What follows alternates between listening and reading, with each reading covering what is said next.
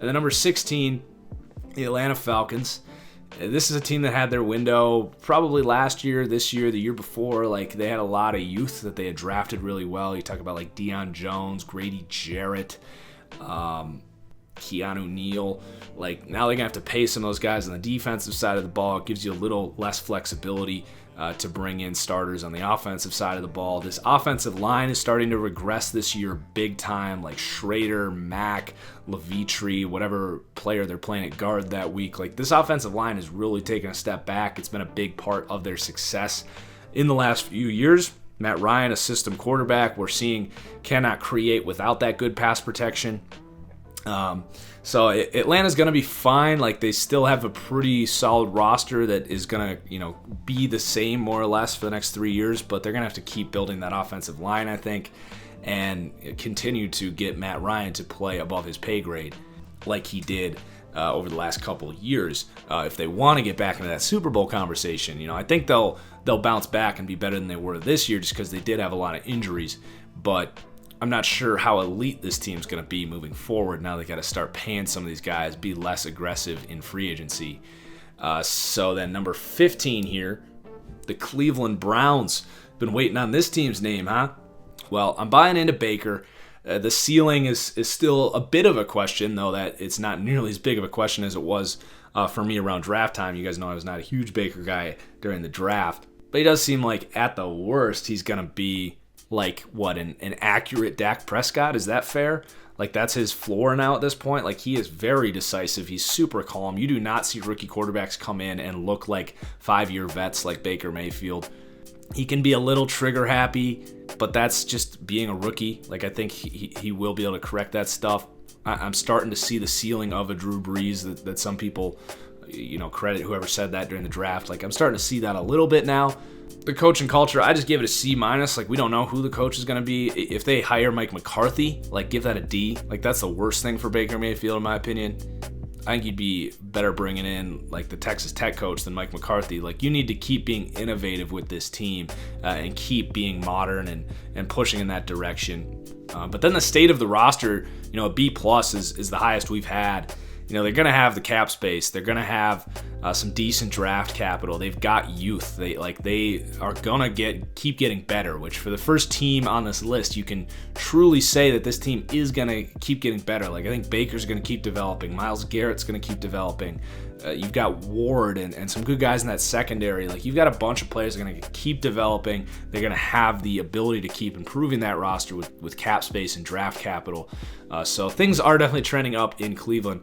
It's only a matter of how high can that ceiling get for that team. Like, can they get, can they turn this thing all the way around and be a Super Bowl team? It sounds crazy to go that far with the Browns, but that is going to be the next question for this team, is can they go from being a solid team, a playoff contending team, to really being a Super Bowl contending team and create that window with that rookie quarterback of Baker Mayfield. And then number 14, the Baltimore Ravens. Now, you'll notice they do get a C- at quarterback. Like, I don't really know what we're getting at quarterback here. At some point, they're going to have Lamar Jackson be more of a passing quarterback, and I have been kind of 1 foot in, 1 foot out on Lamar Jackson. I figured he would get hurt sooner or later, and he happens to get hurt this week. It happened in the pocket, actually, but, at some point, you got to stand in the pocket and make some throws. I just don't know if Lamar Jackson can do that. But outside of that, I love this team. This defense is going to be good as long as John Harbaugh is the coach. Like, I don't get why people were saying Harbaugh was going to get fired. Like, I get that they haven't won a Super Bowl in a few years, but Harbaugh, I've always considered to be one of the 10 best coaches in the league. Like, he gets his team to show up every week. They've consistently overachieved over the last couple of years where they've had, less talented rosters with Joe Flacco. Like, I mean, with hindsight, like, some of the games that they've been able to win with Joe Flacco is really impressive because he's just not a good quarterback. Like, they won a Super Bowl with Joe Flacco.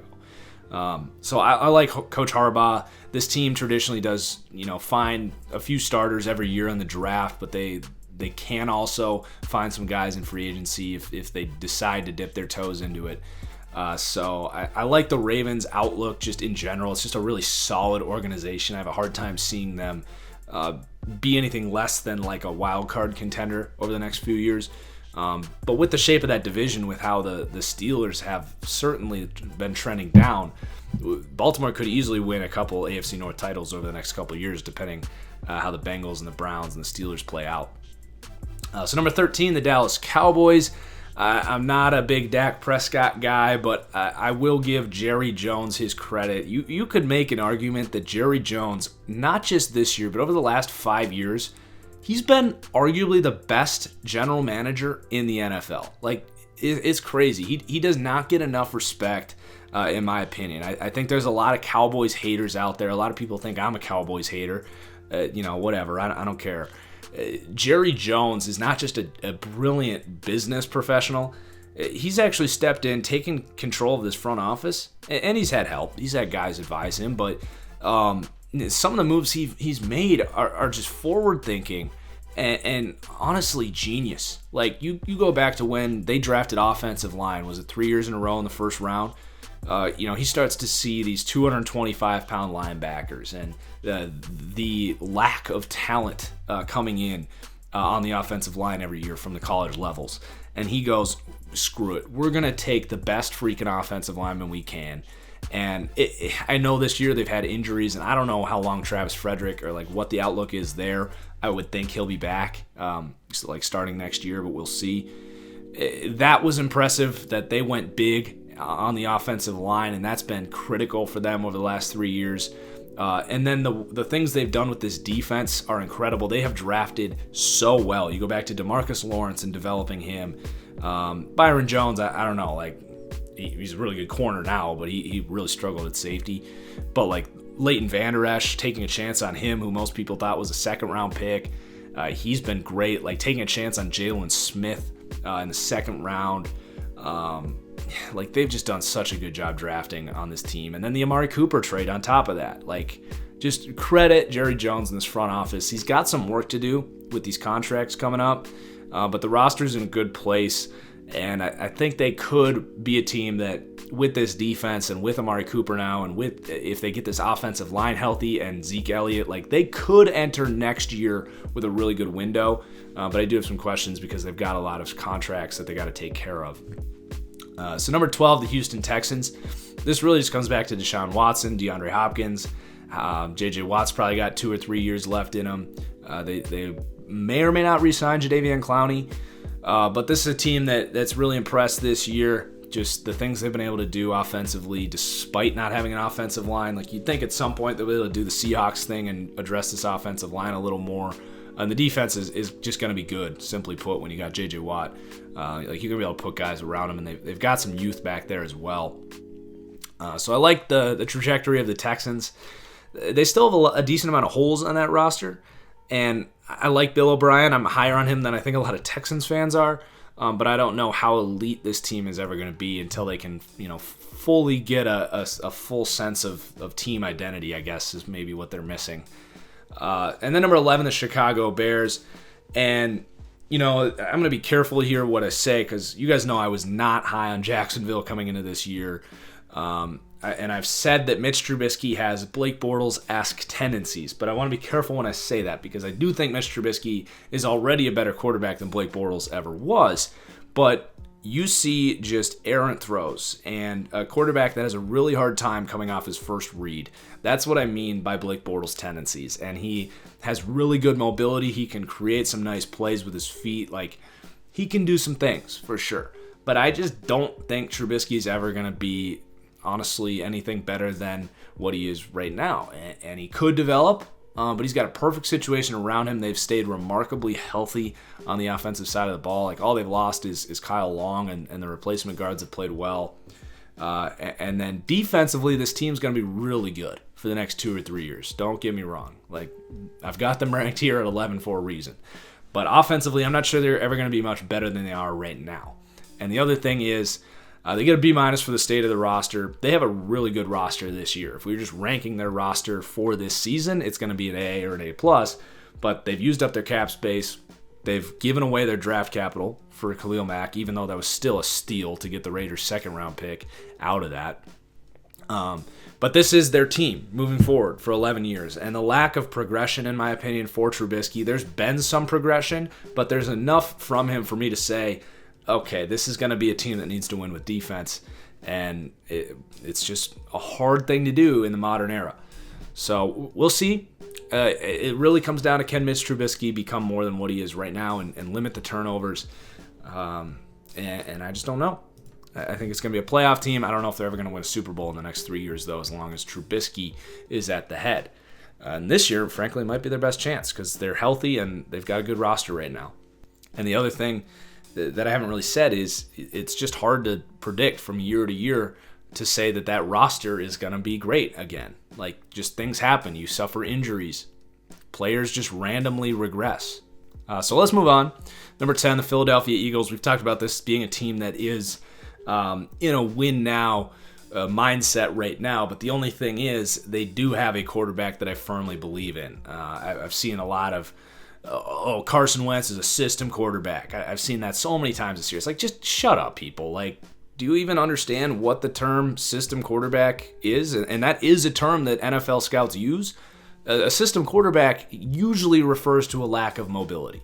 It simply is that, in that you put this guy behind a good offensive line, you give him good receivers, a good play calling setup, and they could kill you. They could do what Matt Ryan did in his MVP season. That is a system quarterback.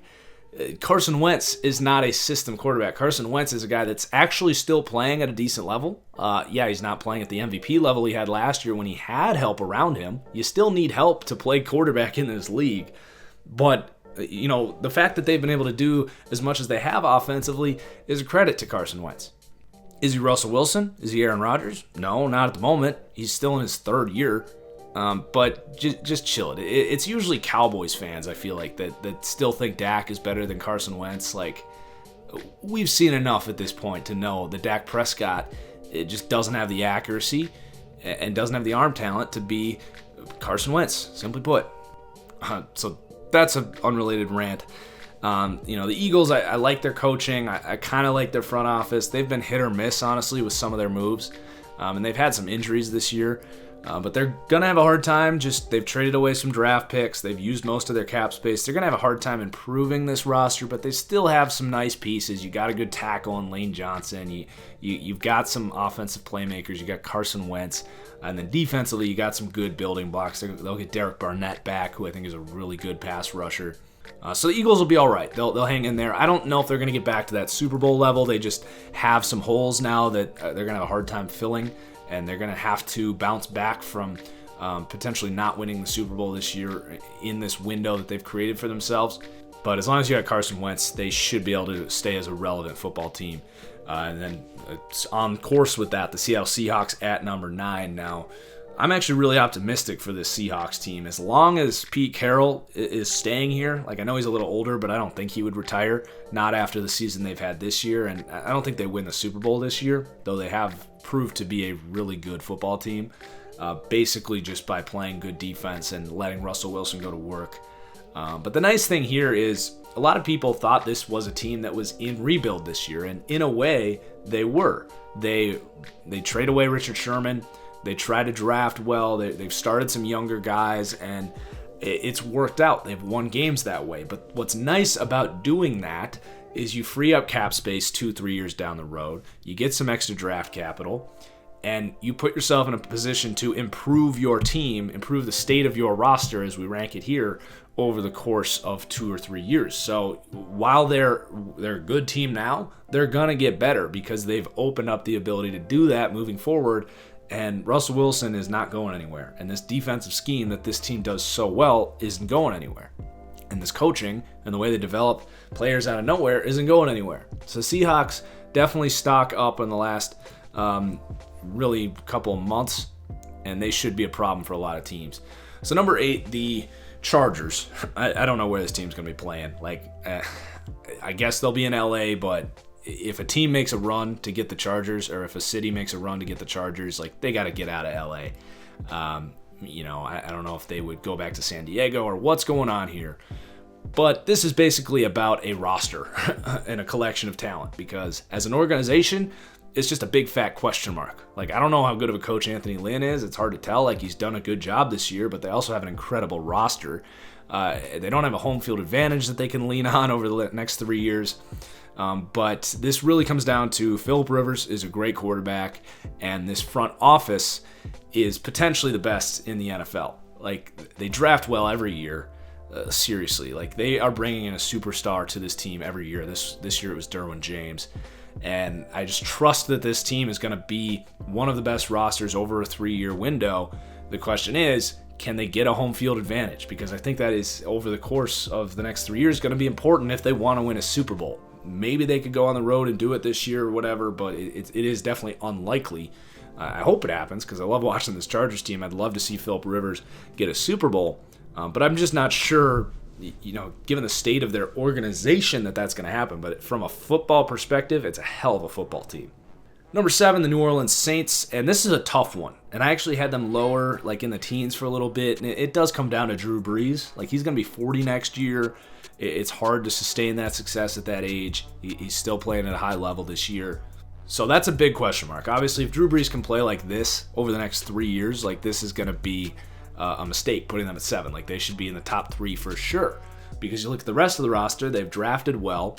They have, they don't have a lot of draft capital. They've given a lot of that up, but they have 2 really good young tackles, which speaks volumes. It's so hard to get those tackles.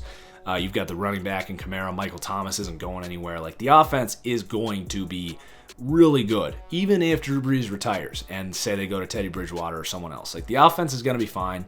The defense, they aren't built on playing elite defense anyway, but they do have some good playmakers on the defensive side of the ball. So the roster's really good, and Sean Payton, I don't think he would retire with Drew Brees, but I guess you never know.